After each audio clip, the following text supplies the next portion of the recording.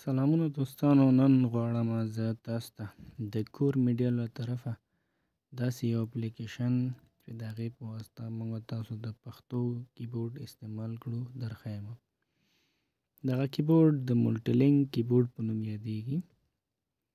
ملټي لینک کیبورډ داسې یو کیبورډ دی چې د هغه ډېرې زیاتې خوبیانې لري چې د اکثرو څخه موږ تاسو نه خبره یو. نن درته غواړم دغه کیبورډ تشریح کوم او د دې هغه خوبیانې تاسو ته وښیم. لومړي ځل لپاره چې تاسو دغه کیبورډ غواړئ انسټال کړئ نو تاسو یې باید ډاونلوډ کړئ. د ډاونلوډ لینک یې زه تاسو ډسکرپشن کې پرېږدم، هغې نه تاسو کولی شئ ډاونلوډ یې کړئ. ګوګل پلی سټور کې هم شته دی، ولې هغلته دا اپډیټ راغلی دی. د په اپډیټ ورژن کې ځینې تغییرات راغلي دي چې د پخواني ورژن کې هغه اوس نشته دي. نو کله هم چې د اپلیکیشن ډاونلوډ کو، انسټال هم کو، اوپن به یې کړئ، د دې لپاره تاسو باید اول دا فعال کړئ.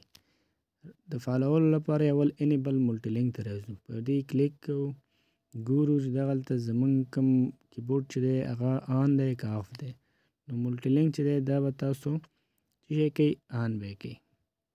چې آن هم کو، دې نه به بیرته ووځئ او را به شئ سویچ آیمي ټو ملټي لینک، په دې به کلیک کړئ او دلته بل هر کیبورډ چې و هغې نه به راشئ ملټي لینک ته، ملټي لینک به کېکاږئ. دریم سره به کار نه لرئ، را به شئ څلورم ته. څلورم انیبل لینګویج، دې کې به تاسو هغه ژبې چې تاسو یې غواړئ انتخاب کړئ چې تاسو باید کیبورډ کې استعمال کړئ، هغه باید راولئ. انګلیش خو مخکې تر مخکې شته دی، هغې سره کار نه لرو، په خپل ځای پرېږدو. راځو به پښتو ته او یا هم فارسي ته.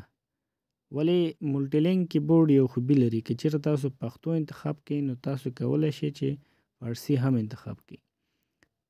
نو د دې لپاره موږ فارسي لرې کوو، پښتو استعمالوو. د دې خوبي دا ده، ما مخکې یادونه وکړله چې تاسو کولی شئ د پښتو څخه په فارسي کې هم استفاده وکړئ. لاندې راځو، ګورو چې نورې ژبې خو انتخاب نه دي، ولنه دغه مې یو ژبه ده، باید دا لرې کړو ځکه بیا موږ ته مزاحمت کوي. نور اخره پورې راځو، ګورو چې نورې ژبې خو نشته، نه نشته، وځو.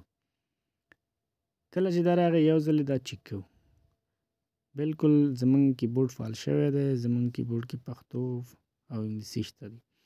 د پښتو او انګلیسي کیبورډ سره موږ کولی شو په پښتو برخه کې هر ژبې نه استفاده وکړو، انګلیسي کې انګلیسي. ولې دې کې دغلته کیبورډ سیټینګز دی، دې کې موږ کولی شو تغییرات راولو. مثلا که زمونږ نوی ورژن پکار وي نو دغلته ځو، نوی ورژن باندې کلیک کوو، اوله برخه یا فیډبیک ورکوو، هغه دومره مهم نه دی. لنګویج څه کوم لنګویج موږ باید دلته انسټال کړو، ډکشنریانې دي او نور، دې کې هم دومره مهم شی نشته. راځو دیم سایز ان لایاوټس ته.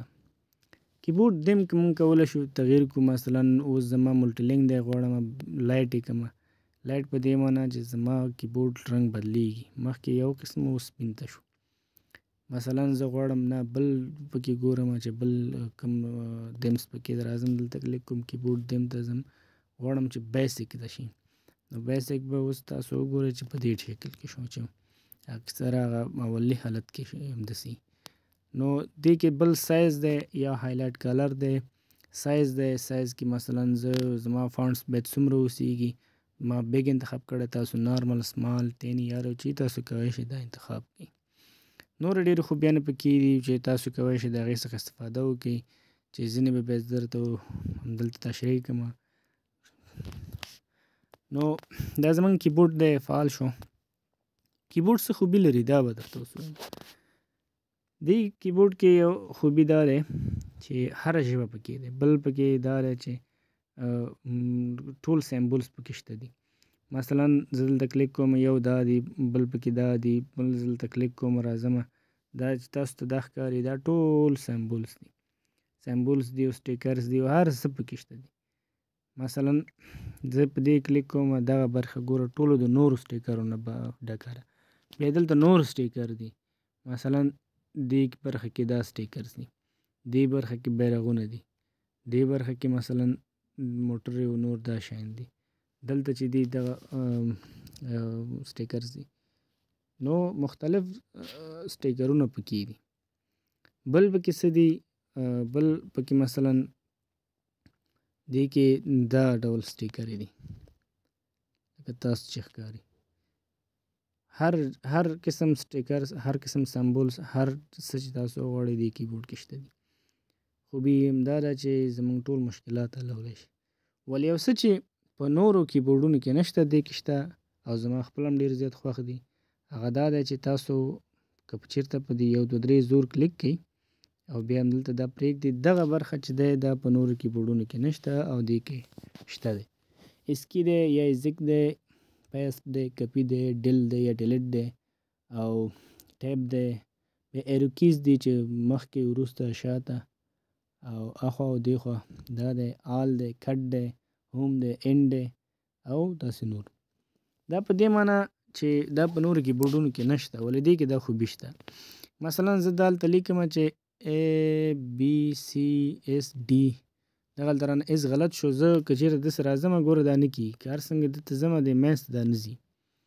ګوره هلته زمونږ کیبورډ هم دا کو جام کو، نو ABCSD دلته نه ځي. څنګه باید دلته زه لاړ شم د کیبورډ په واسطه باندې 1 2 3 باندې زور کلیک کوم، بیا د ایرو کیز په واسطه باندې اخوا ځم. څنګه دا ټول سلیکټ کوم، نو که دلته کلیک کوم دا څنګه به شي، سلیکټ به وشي ونه شي.